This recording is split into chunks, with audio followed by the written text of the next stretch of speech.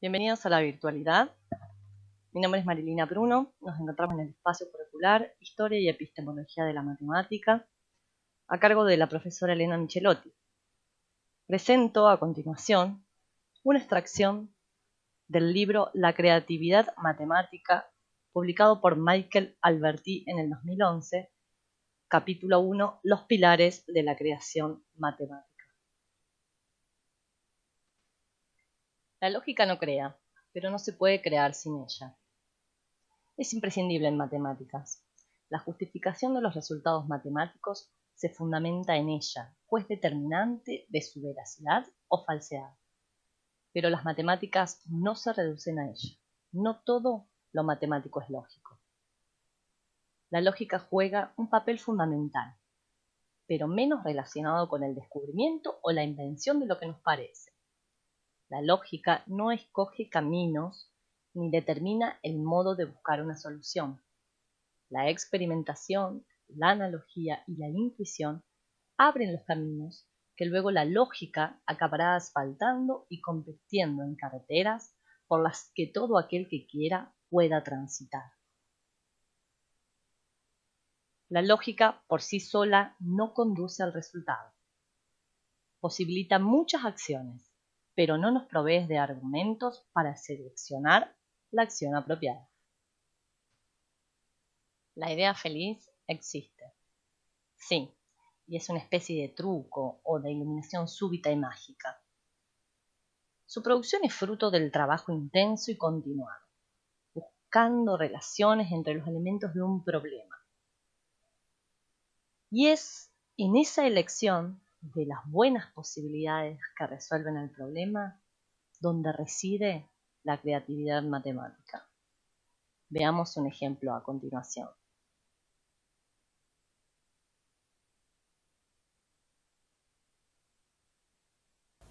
Bueno, Arquímedes, ¿vas a demostrarme lo que sabes? Lo intentaré, Majestad. Necesito algo de tiempo.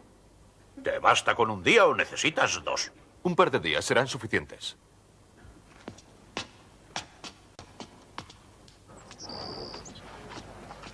Estás en un lío, hijo mío. ¿Qué vas a hacer? Necesito calcular el volumen de la corona. Luego, pesándola, podré calcular si su peso corresponde al peso del oro, que es un metal muy pesado. ¿Calcular su volumen? Bromeas. Su forma es demasiado elaborada. Es imposible. Pensaremos en ello, padre. Vamos a los baños. Nos ayudará a relajarnos.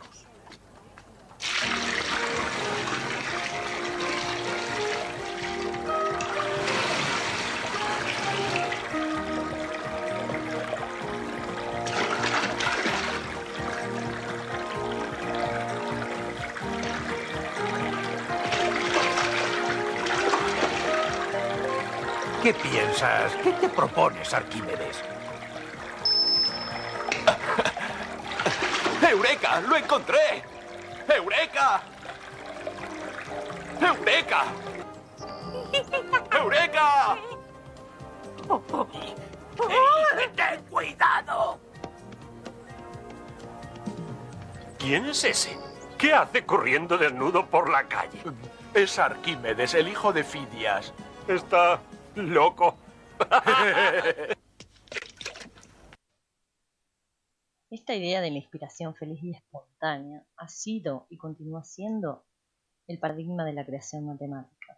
Sin embargo, su espontaneidad es tan solo aparente. Grandes matemáticos como el francés Henri Poincaré han vivido también experiencias similares y han hablado del cómo y del cuándo de esa inspiración creativa. Fue él quien ofreció una descripción de cómo trabaja la mente de un matemático, y lo hizo ante la Sociedad Psicológica de París a principios del siglo pasado.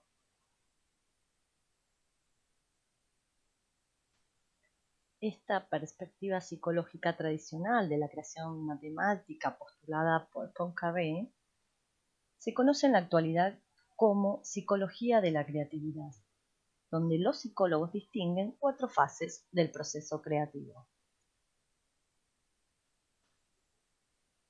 La primera fase, preparación, Nos hacemos con el problema concretando la pregunta, recolectando datos, redactando el enunciado y testeando posibles salidas, estrategias y relaciones. La segunda fase, incubación, es inconsciente. En ella se producen asociaciones imprevistas que pueden apartarnos de los caminos más trillados y corrientes.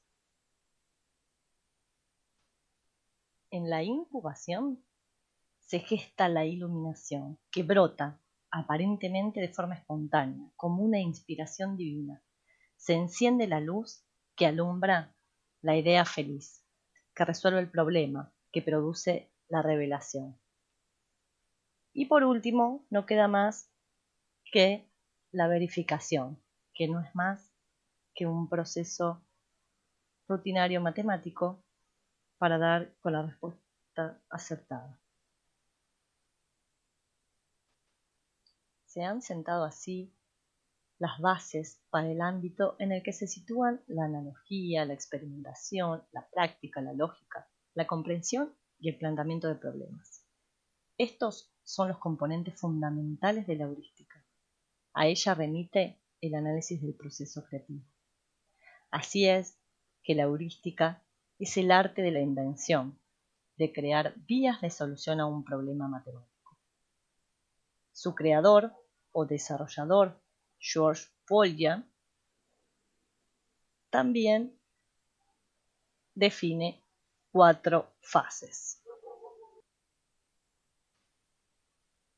El método heurístico de Polya y Lakatos es el método en que realmente se ha desarrollado la mayor parte del conocimiento matemático a lo largo de la historia. Es así que lo conocemos también como teoría de la resolución de problemas, que pretende, en la primera fase, comprender el problema, después elaborar un plan para resolverlo, llevar a cabo ese plan y por último examinar la solución obtenida y revisar el proceso. Es imposible determinar lo que hace el cerebro en la fase de incubación para resolver un problema o crear algo nuevo. Tampoco podemos gobernar ese instante revelador que supone la iluminación, pues se produce espontáneamente, sin aviso previo ni consciente. Donde sí podemos incidir es en los 2 periodos restantes. En cuanto al periodo de verificación, no hay mucho que decir, pues en matemáticas es bastante rutinario y consiste en comprobar si el resultado obtenido en la iluminación verifica, resuelve o se adapta al problema en cuestión. Ahí es donde la lógica juega un papel destacado. La iluminación debe pasar por ese sedazo para ser finalmente aceptada. La fase para la que podemos educarnos es la de preparación. Esta es la fase de trabajo consciente, que se inicia con el planteamiento y comprensión del problema. La idea sería trabajar lo suficientemente bien como para dar pie al alumbramiento. El trabajo tiene que acabar fecundando nuestra mente para que al cabo de cierto tiempo nazca la creación.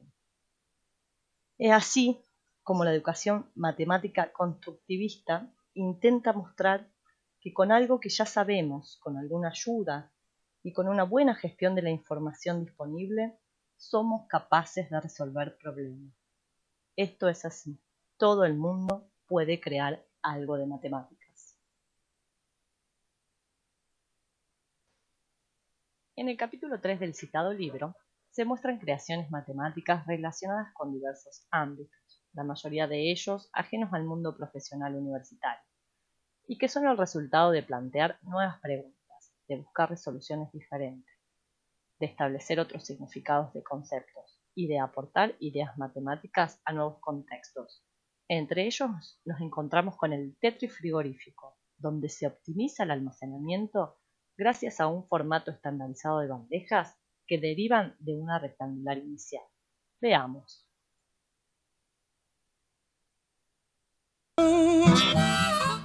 Took my best friend, and that joker got lucky. He stole her back again. You best come on in my kitchen. Yeah, don't be raining outdoors. woman I love, well, I crave to see, but she left the country. She won't write to me, but you best come on in my kitchen. Yeah, gonna be raining outdoors. When a woman get in trouble, everybody throws her down, looking for her good friend, but one can't be found. But you best come on in my kitchen. There's gonna be raining outdoors. Bueno, hemos llegado al final de este hermoso recorrido. Espero les hayan disfrutado de esta presentación, tanto como yo de hacerla. Muchísimas gracias por estar del otro lado.